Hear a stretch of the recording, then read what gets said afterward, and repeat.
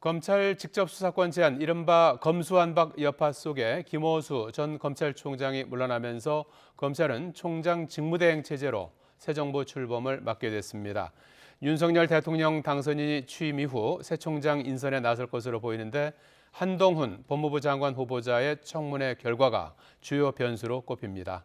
우철희 기자입니다. 검찰의 집단 반발을 불러온 이른바 검수완박을 막지 못한 채 김호수 전 검찰총장이 검찰수장의 자리에서 물러났습니다. 윤석열 대통령 당선인의 당선에도 임기 완수 의지를 밝혔지만 2년 임기를 절반도 채우지 못하고 불명예 퇴진한 겁니다. 퇴임식조차 열지 못할 정도로 마지막 분위기는 뒤숭숭했습니다. 검찰 되기 어렵습니다. 다만 검찰은 저력이 있으니까 이 어려운 상황을 반드시 극복해낼 것이라고 믿습니다. 이제 검찰은 박성진 대검찰청 차장의 총장 직무 대행 체제로 새로 출범하는 윤석열 정부를 맞이하게 됐습니다. 윤 당선인으로서는 검찰 선배이자 이전 정부가 임명한 총장과의 불편한 동거는 피할 수 있게 됐지만 검찰 지휘부 공백 채우기와 분위기 다잡기라는 과제가 주어졌습니다. 우선 취임 직후 새 검찰수장 인선 작업에 돌입할 전망입니다. 검찰총장 후보 추천위원회가 구성돼 3명 이상의 후보를 추천하면 법무부 장관의 제청과 국회 인사청문회를 거쳐 대통령이 임명하게 됩니다.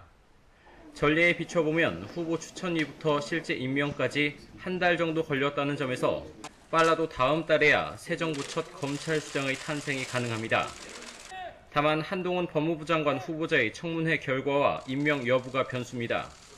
더불어민주당이 낙마 영순위로 지목한 상황에서 임명이 늦어지거나 만에 하나 무산될 경우에는 신임 검찰총장 제청도 그만큼 늦어질 수밖에 없습니다. 윤 당선인은 취임 이후 검찰에 최대한 힘을 실어주는 방향으로 나설 것으로 보입니다.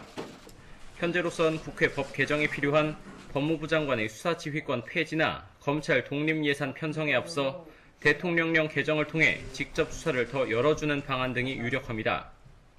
한동훈 후보자도 국회에 제출한 서면 답변을 통해 검수완박 부작용 최소화를 가장 시급한 현안으로 꼽으면서 검찰의 방패를 자처한 상황입니다.